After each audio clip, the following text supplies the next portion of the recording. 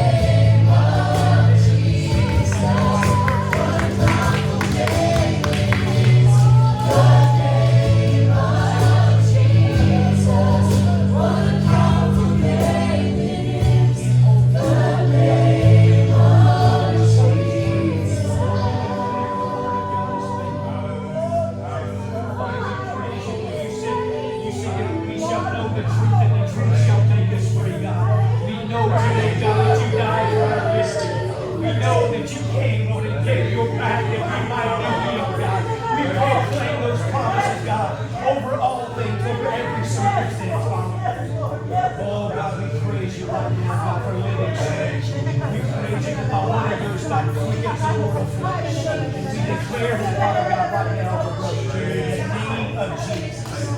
God, we praise you, Father. We will not move, God. We shall not be moved, God. We praise you, Father God, right now. We praise the name of Jesus.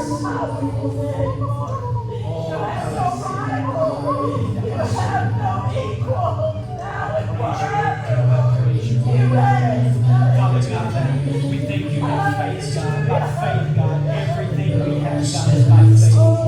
We come humbly before you, Father God, knowing, God, who you are, knowing your love, knowing your mercy.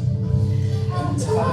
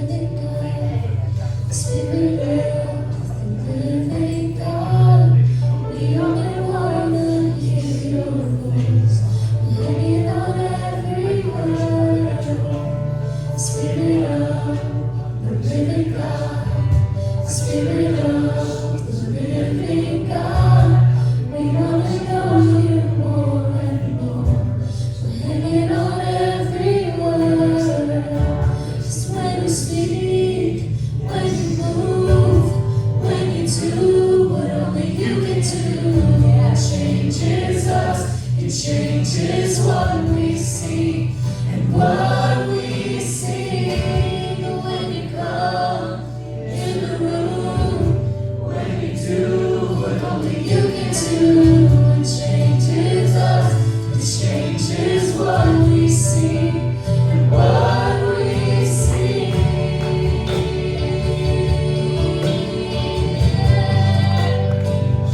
It changes.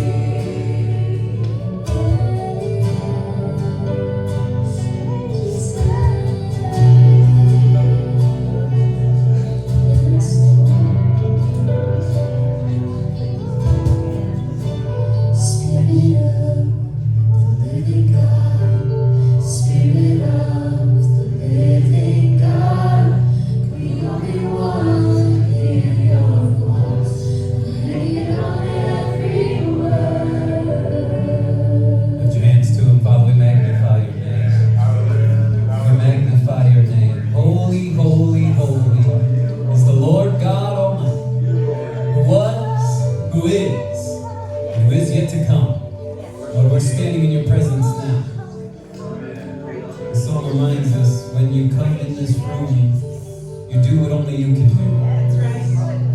Lord, we recognize your presence in this place. You've made it known. And I want to ask each of you that you need done that only God can do?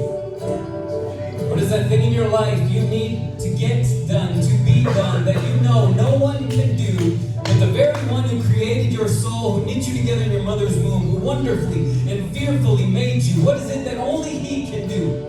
Now lift your hands to Him and ask Him for it. Father, do it. Do it, Lord. Yes. We believe in you. We stand in faith, believing together as the body of Christ, the community of faith, trusting you for what only you can do. Thank you for stepping into our midst, Lord. Thank you for removing fear already, God. Thank you for lifting burdens, drying tears. Continue. Hallelujah. Hallelujah. Oh, bless your name. Bless your name. Take one more moment and praise Him. Hallelujah. Hallelujah. Hallelujah. Hallelujah. Hallelujah. Hallelujah. Thank you, Jesus. Thank you, Jesus. Thank you, Jesus. Thank you, Jesus. Bless your name. Bless your name. Bless your name. Thank you for your presence, oh Lord. Don't leave us. We need you. Thank you for being with us in this moment. God, someone here needs your touch tonight. Many here need your touch. Continue to pour it out. Thank you, Father. Thank you, Jesus. Hallelujah. Oh, a wonderful moment of worship. Thank you, Grace team. Wonderful job leading us into the presence of the Lord. So good to be with you tonight. Many of you know, some of you may not know, my name is Darren Schalk. I once was a pastor here. And I handed it off to Pastor Kane about 2 years ago. So I am 2 years older, 2 years fatter, 2 years balder. And it's all catching up with me very quickly. I was hoping when I stepped away from the pulpit here, the hair thinning would slow, but it has not. So that goal has not been reached. If you have your Bibles, turn with me to Hebrews chapter 12. Thank you, Steve, for the invitation. It's so good to see your faces. It's so good to be back home here at Key Street. I miss you all dearly, but I'm thrilled at what God is doing through each of you and through Pastor Kane and how God is leading and guiding and directing. And just standing in this room was a vision we saw in my time here, and I hear things are even progressing further than that. So it just thrills my heart to stand in this room and minister to you again tonight. Hebrews chapter 12, I want to talk to you for a few moments tonight on the thought simply, peace by peace. Peace by peace. It says, therefore, since we are encompassed with such a great cloud of witnesses, let us also lay aside every weight and the sin that so easily entangles us. And let us run with endurance the race that is set before us. Let us look to Jesus, the author and finisher of our faith. That's the verse we're going to zero in on tonight. Let us look to Jesus, the author and finisher of our faith, who for the joy that was set before him endured the cross, despising the shame, and is now seated at the right hand of the throne of God. Let's pray. Father, we thank you for your presence. We thank you that you are always near. You are always with us, but in moments like this, you reveal that nearness. You reveal that glory that surrounds us daily. So Lord, when we leave this place, when we wake up in the morning, when we find ourselves in our usual daily routines tomorrow, may you remind us of this moment and let us know that the same presence that sits with us now will sit with us tomorrow when we get up and pull our head off the pillow and get ready for the day and end up at school, at job, whatever comes next. Remind us of your presence every moment. Lord, take your word today. Let it produce much fruit in our lives. Let it take deep root. Lord, tune my heart to the rhythms of your grace, and don't let my imperfections, which are so many, stand in the way of your perfection. We ask all these things in Jesus' name, and everyone said, amen. Peace by peace. You did not get that? That's all right. We won't use the PowerPoint. Anybody ever heard of Bob Ross? Yes. Yeah, my son sits right here. He dressed up for him as Halloween last year. It wasn't this year. It was actually at a Halloween dance, and he had more people wanting to take a picture with him than he's ever had before. He was quite thrilled with it. He's become large again. He was big in the 80s, early 90s, and he's become viral yet again, and the next generation has caught on. What I love about Bob, I introduced my kids to him about 2 years ago, and I was shocked at how enthralled they were. I thought they'd be bored to tears, but we got through the first episode, and they said, can we watch another one? We got through the second episode, they said, can we watch another one? And so we kept going, and I forgot how soothing and calming that voice can be when you start to turn it on. But what truly enthralls me is how he takes this blank canvas, and I never have any idea where he's going with it. He can, until the last 5 minutes of the show, typically, I have no clue what he's painting. Obviously, there's going to be mountains and happy trees, but other than that, I'm never quite sure. So he starts with just one brush stroke at a time until he creates this beautiful masterpiece, but I can never make out what he's doing as he begins until he's well along into the painting and creating the picture. And I'm reminded as I think about this that God seems to be a whole lot like Bob Ross. I'm assuming afro beard and everything, but I've never seen it to confirm. I think God's a lot like Bob Ross, because much like Bob Ross, who only shows us one stroke of the painting at a time and we can never be certain where he's going with it, God does the same sort of thing in our lives. Right. He only shows us one stroke of the painting at a time, or if you talk about it like a puzzle, he only fits one piece at a time. But we know he's creating a masterpiece of our lives, even though we can't see exactly all that he's painting, all that the puzzle will create in the end. We only see it one brushstroke, one puzzle piece at a time. And so we should not too quickly try to deceive ourselves into believing that we can figure out the whole picture from just one brushstroke or just one piece of the puzzle. You simply can't do it. You ever tried to put a puzzle together without the picture on the front of the box? It's virtually impossible. You have no clue where anything goes. And when we look at our lives, that's kind of the way we're trying to muddle through this thing. Is we have all these pieces, and God is fitting them together one at a time, but only He has the box. Right. Only He has the final image, and we don't get to see it. So we're left wondering, what does tomorrow hold? How does this work? What will come next? And we're never quite sure. But we're asked to stand in faith. As Hebrews 12 reminds us, God is the author. He's writing the story. He's painting the masterpiece. He's putting the puzzle together. He's the one. He's the creator, the designer. And He's making a masterpiece of your life. But not only is He the author, He's the finisher. The one who will bring it to completion. That thing that He starts in you, He will bring to completion in you. Right. Don't ever doubt that, even though we can't see it right now. It is coming. And He's creating a masterpiece of your lives. And there are moments, this is the first thing I want you to hear. There are moments when God will give us a piece of that puzzle of our lives before it's time for it to fit. That is, He'll give you a piece of your future. It can often come in a dream or a vision or a prophecy or an altar moment when you hear the voice of God speaking to your life and you know there's something for your future. And you hold that piece. And you wonder, I don't see where it fits right now in this puzzle of my life, God, but surely you know. And He asks us to hold on to that piece as it reveals some of what our future might look like. How many of you have a promise right now? You don't have to raise your hand. You're currently waiting on a promise to be fulfilled in your life. You know that God gave you something. And you're waiting on that. So often when God gives the promise, He makes us wait. He doesn't just give and then immediately fulfill. He gives and then makes us wait on it. Because He wants to be sure that we understand that this fulfillment will not come from your means, it will come from my means. So once we've exhausted all our means trying to make that promise happen, and we finally step back and say, God, I give up, that's when you see it come to pass. But sometimes He hands us that piece and we wait. While only God sees the whole picture, He'll often let us hold a piece of our future. And we trust that He's going to one day fill in enough of our picture to let that piece snap into place. I'll share a story to illustrate this idea. I have a confession. There's a few unfamiliar faces, but I'm thinking you probably know you're at a Church of God of Prophecy. This church is a part of a larger group known as the Church of God of Prophecy. I work at the international offices of the Church of God of Prophecy. I've been there for about 13 and a half years now.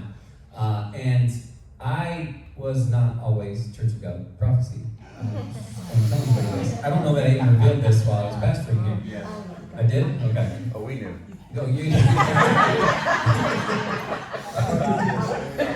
just tell. I grew up Church of God, which is the sister denomination that's over there in the corner of Keith and 25th Street, just a few miles down the road. But I was raised Church of God. My dad was a Church of God pastor. I was thoroughly Church of God. I had been called to the ministry, thought I would always be in the Church of of God movement, that denomination. And so I went off to Lee University, the Church of God school. And I was there, and about 19, 20 years old, I was working on a paper for my Holy Spirit class. And it was the only paper I ever fasted about. It may have been the only paper I actually finished. But I literally prayed and fasted about this paper I was writing about A.J. Tomlinson, a historical figure who founded the Church of God, the Church of God of Prophecy in the early 1900s from this area. And I was writing that, and I prayed and I fasted. And while I was, that was my first introduction to this sister denomination, the Church of God of Prophecy. I'd never even heard of it before, to be honest. And while I was writing that paper, I felt God drop something into my spirit, and He gave me a puzzle piece of my future when He said, Darren, someday you're going to have a part of the Church of God of Prophecy. And I said, what? I don't even know who this is or what this is. I just know I'm doing a paper on the founder. And so I held on to that piece at 19 years old and had no idea how it fit. It didn't fit at the moment in any way, shape, or form.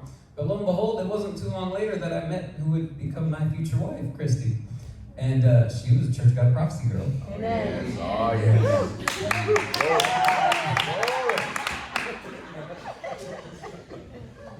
And she introduced me to my first Church of God Prophecy service. If you're familiar with it. The one thing that I was scared to death the first time I stepped into that church. First of all, it's because I was meeting her parents for the first time. That was unnerving. It didn't go all that well, you know. That's a different testimony. And so I stepped in, and I remember my first real introduction to the Church of God Prophecy ways. So I bowed my head and I waited for the guy up front to pray. And all of a sudden, everyone around me erupted in prayer, and it just threw me back. And this happened again while we were praying right out here, and I was reminded of it. There's a sort of concert prayer that's practiced in Church of God Prophecy that I wasn't used to, but now I'm very comfortable with. So that was my introduction to her parents, her family, and to the church that I was still holding a piece of, saying, I don't know if I want anything to do with this. So that was my first introduction, and I started to see maybe some of this puzzle coming into view, or maybe this piece could fit, but it still didn't. In fact, we got married, we graduated from Lee University. I was still Church of God. I was part of a group called Church of God Boys. They're all now Church of God ministers, and they call me the traitor. And they mean it.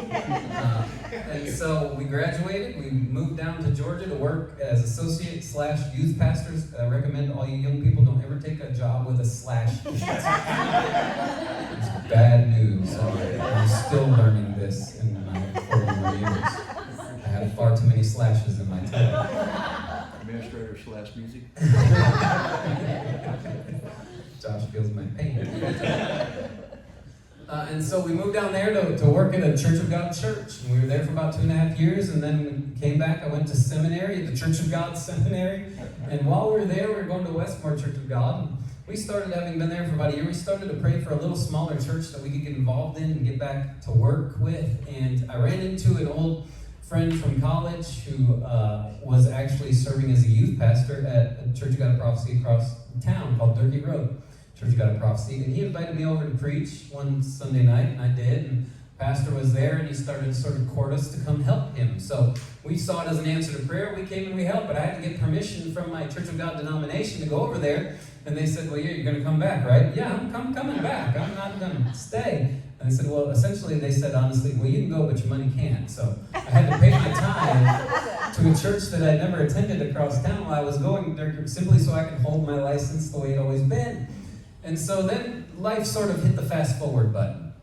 We started to have our children. Jake came, and then Abby and Allie, our identical twin daughters, came, and everything started to get God started to fill in this picture very quickly of what life would look like, but I was still holding this piece. I was now attending a Church of God of Prophecy church and married a Church of God of Prophecy girl.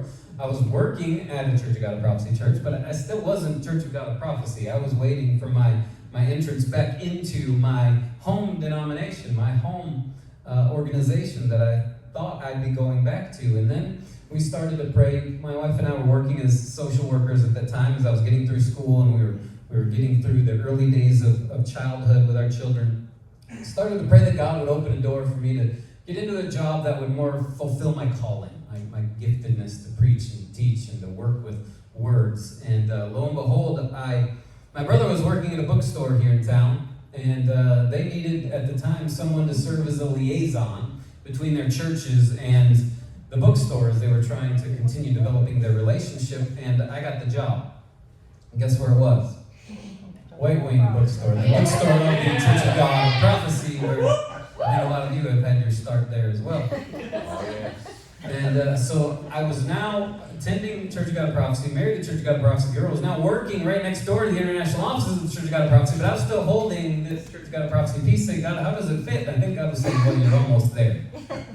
And so it was only 3 months later that, after I stepped into that position, that due to some changes in leadership, they asked me to step into the role of curriculum editor, which is where I've served now for 13 years. And I said, okay, if this is, because God had given me that piece, they asked me, will you switch your license over? Because we don't want someone running our curriculum that's not Church of God Prophecy. But you know what? I didn't have any hesitation, because I had that piece, and in that moment, it snapped into place. Right. Amen. It's good. Because God had set me up. And it took many years to sort of fill in that image, but finally when the moment came, it was easy. I didn't have to force it into place, it just fell into place. Because God had given it to me years in advance. Listen, when God gives you a piece, He has a purpose and a plan, and you can trust in it. And so I became fully Church of God Prophecy. God painted a beautiful picture, one puzzle piece at a time, here at Kogot, leading me to eventually even pastor this church with all of you wonderful people. Then, as we were walking through this journey, God put a piece in this puzzle that I didn't really like. That's the second thing I want you to hear as we talk about God painting our picture, is that sometimes God will put pieces into place that we not only don't see coming, but that we don't even think belong. There will be moments when God fits a piece into the puzzle of your life that you don't think should be there. In 2006, my father died. Quite unexpectedly. He'd been struggling with cancer for a while, but God had miraculously healed him. So we weren't thinking he was anywhere near death. And then one night, essentially in his sleep, God came and took him home.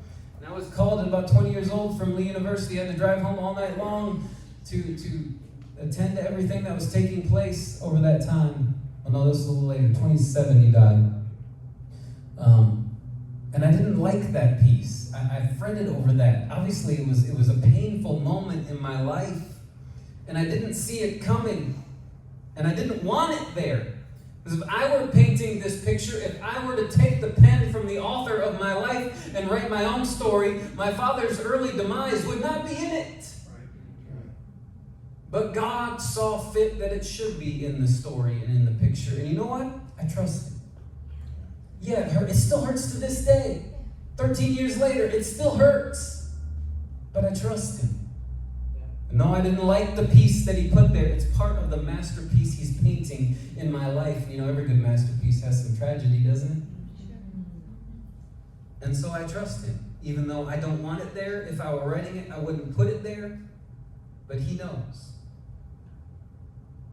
And God has done so much in my life over these years, in our lives, that we could talk about, of painting the masterpiece.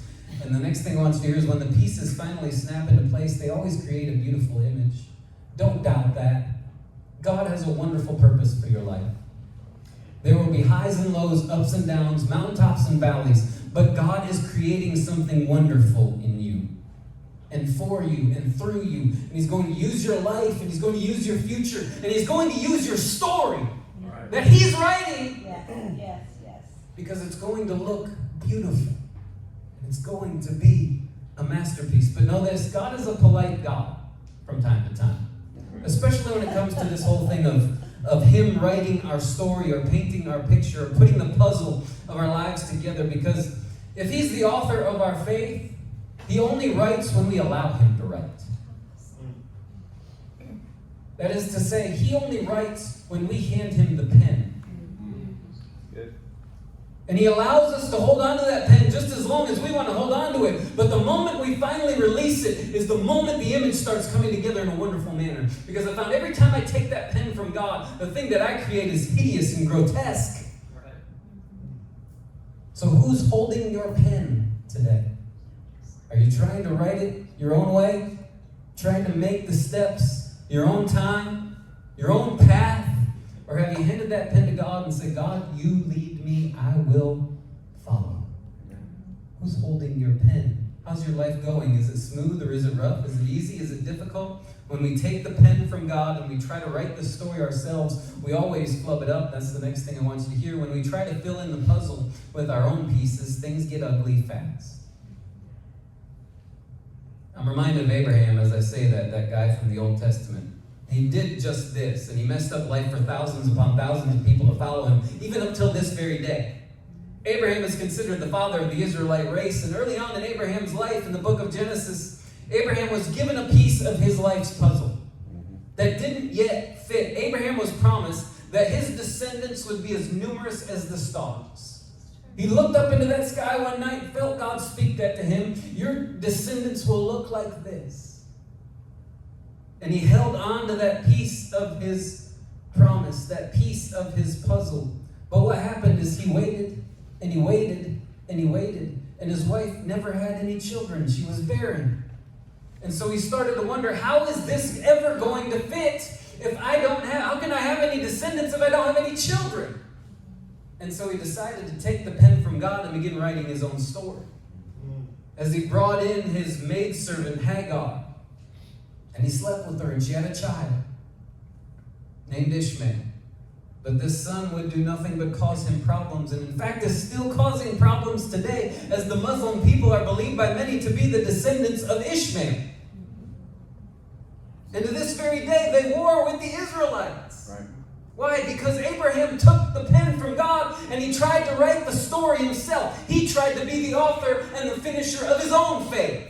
And it didn't work out too well. So much so that they're still struggling from the ramifications of that decision today. When you take the pen from God, things will not go well. Right. But when Abraham finally gave the pen back to God, he began to write the masterpiece again. Allowing Abraham's wife Sarah to miraculously give birth to Isaac at the ripe old age of nearly 100 years. Luana, I hear it coming.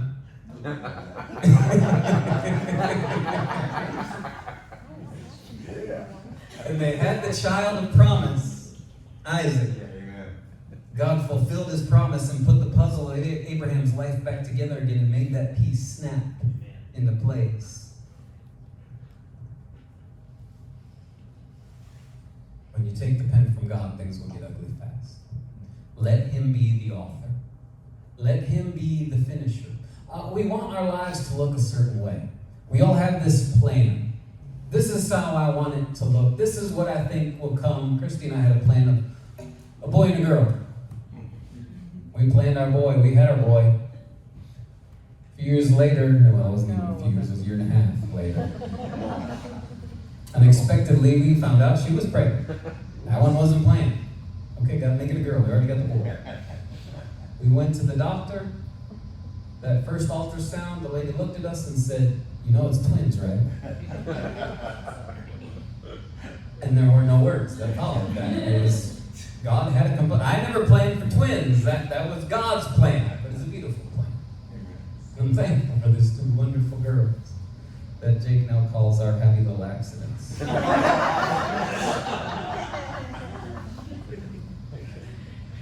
Musicians, would you come back? Let's play Oceans. Let's play Oceans. For those younger, wanting to think about what my life would look like in the near future, I used to always wonder about missing God's will. I'd really worry about that quite a bit, and I'd fret and toil over, what if I miss it, God? What if I just flub it and fail and completely ruin your plan for my life? And I'm now 41, and I've realized something over the years. It's really hard to miss God's will. I want to encourage you young people to know that it's really hard to miss God's will if you're seeking his face. If you're seeking out God and you want to know his plan, and you want to serve him, and if you're afraid of missing God's will, odds are you're not going to miss it. And so I've learned over the years there's something more dangerous than missing God's will, and that's getting in God's way. And I'll tell you, I've done that a whole lot more than I've missed His will. I've gotten in His way. And as we're handing Him the pen, we're so tempted to take it back. And when we do, we just get in the way of God's plan for our lives. And we flub it up. And I've done that so many times in my life, and as I was preparing, I was reminded of a specific time that happened right here in the pulpit over there in the sanctuary a few years ago. We were, in fact, had just started the plan to do all of this remodel. Just set it into motion. Church had approved it, and I felt like we needed to take up a seed offering. I hesitate to even share this because you'll hear why. I don't like to talk about money. God owns it all. He has the cattle on 1,000 hills. I've never been the one to be the big money booster, promoter, and get up there and raise 10,000 or 20,000 in a single city. That's just not, I'm not comfortable with it. I'm not comfortable with the guys that do it. It's probably what makes me uncomfortable with it. But as I was preparing to take up this offering, I was praying for $5,000 that day. And that one offering is a seed to make all this happen. I knew we need a lot more. I felt like that was what God wanted. And I was reminded of Goliath, David and Goliath. And as David went over to fight Goliath, he picked up 5 smooth stones. And I wondered how much those stones would have been worth to David. And as I was preparing all that, I knew God wanted me to give the first $1,000. Again, I hesitate to even share an amount because I hate doing this, but I felt like I wasn't going to be disobedient tonight. So Darren, you give the first $1,000. Okay, God, I can do that. He said, and I want you to let the church know what you're doing. I said, hold on. Not real comfortable with that, God. And I wrestled with that throughout the week, even up to the very moment that I was about to step onto that stage over there and take up this offering. And I got up and I shared that story of David and Goliath, and I let them know all that was taking place, believing what God was going to do. And I never did share what I felt like God had asked me to share. I had the check in my hand. I put it in the offering, but I never shared it. And I got done, and I prayed, and I took one step down off of that podium, off of the stage, and on the first step, I felt God smack me in the face, and He said, Darren, obedience is far better than sacrifice. And that's a verse from the Old Testament as He spoke to Saul. Saul was struggling through life with pride issues, and I heard that so heavy. Darren, obedience is better than, and I realized I had gotten in God's way.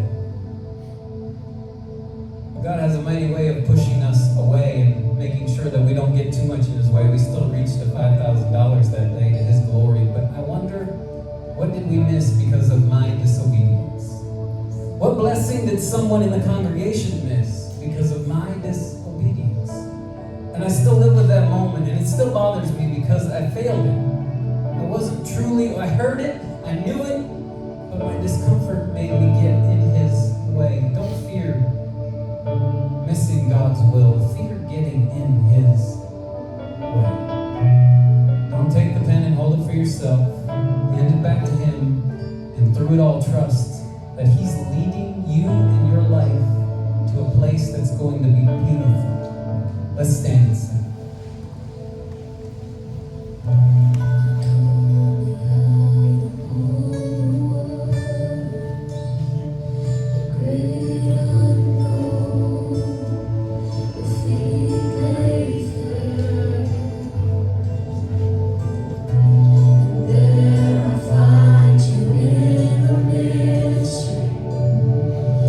Oceans deep, my faith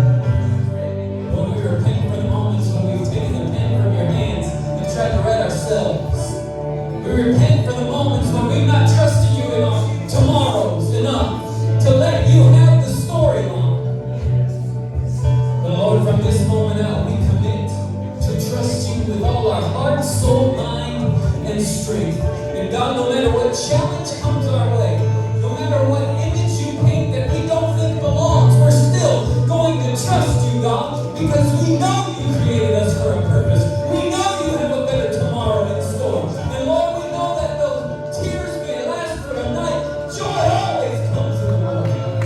So Lord, let it be. Let it be, Father. Lift your hands and tell him. All yours. All yours, Lord. Yes, Jesus. Come on. Oh, we bless you, Lord.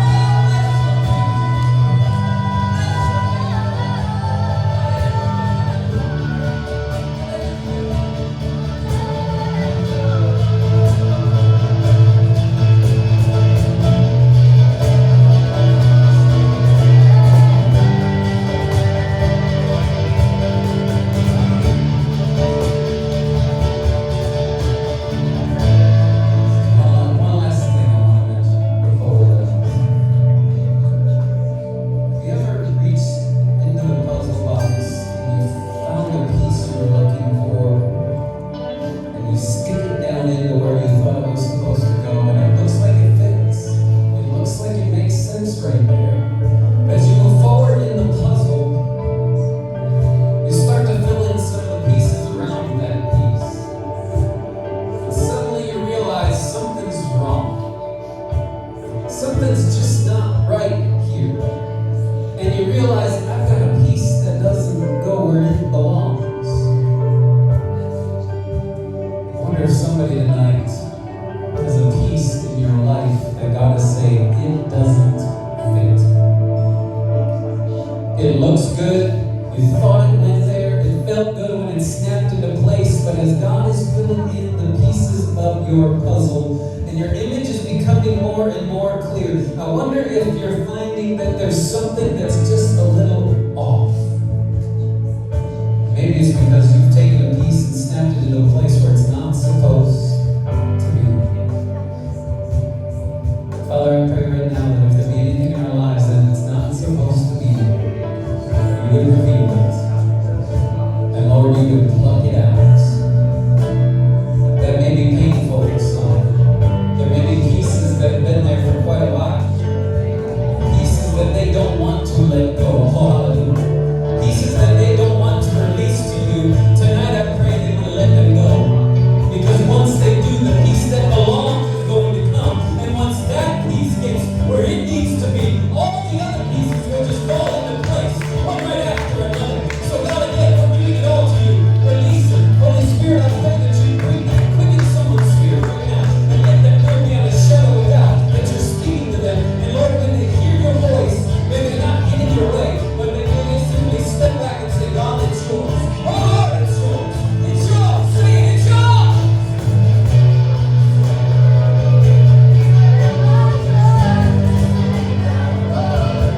It's all yours.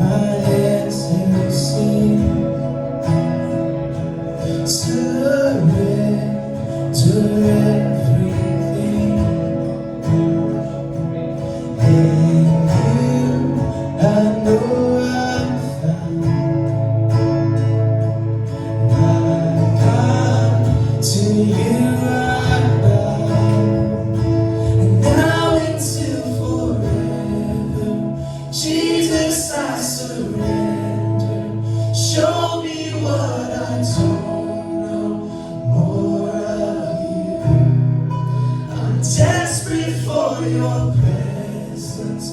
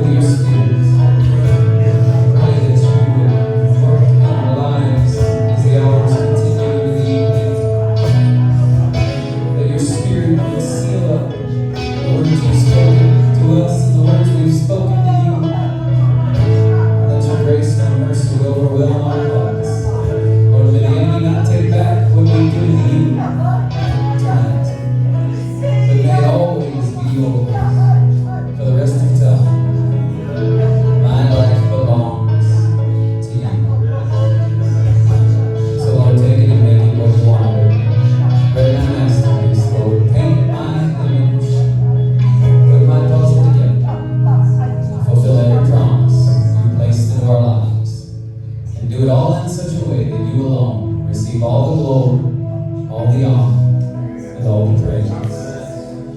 And let your spirit of peace overwhelm us as we lay down tonight. I pray. Thank you for your presence. Thank you for your touch. Thank you for your promises. Hallelujah. Lift your hands to it one more time. Bless your holy name. Bless your holy name.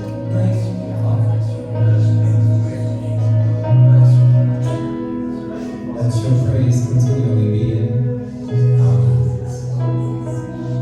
In Jesus' name, and everyone said, amen. God bless you. Thank you for being with us tonight. Thank you for the opportunity for me to be with you. It's a wonderful job you're doing here in this band and praise team. I thank God for what He's doing in this church and in your lives. And I pray for you regularly. And I'll continue to do so. I love each and every one of you. God bless you.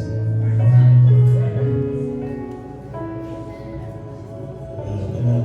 You just praise Him, right, guys? Woo, yes!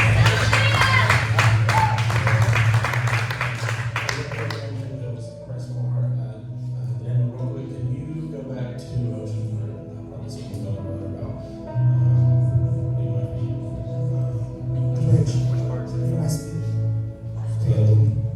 just to kind of tell myself for a second, I'm glad that see you mentioned this earlier because you're speaking with me. So this morning I was late for church. It was my fault, but I'm gonna blame my mom. Even though she wasn't there, she wasn't home. So I'm passing on Paul Huff. You turn right to go by Ross, and once you kind of go on that little curve, there's a really, really small church right there. I don't know if you guys know what I'm talking about, but if you don't, just imagine there's a church there. So I'm passing it, and there's only 3 or 4 cars. It's a really small church, and there's people that are walking back to their cars, and there's some that are trying to open the door.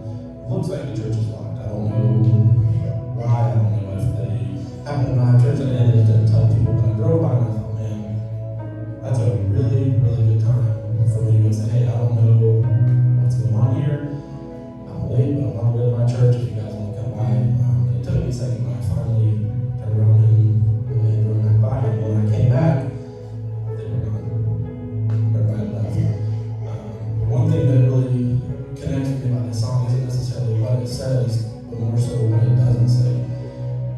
Take me deeper than my feet can ever wander. In my mind, that's where my feet aren't going to wander, is not necessarily where it can't, but a place that I don't want it to. It doesn't necessarily say, God, take me where I want to be. Take me there, whether I want to be there or not. Take me somewhere and lead me through something that I can't even imagine myself doing. When I drove by it the first time, I was like, oh man, that really stinks about being in that position. And I was like, wait a second. That's my job, that's our job. Is to go to these people and meet them with something that maybe they don't have. So I just want to challenge you guys this weekend, even for myself, to walk in the spirit of boldness this weekend and look for these avenues that not necessarily something that we want to even do.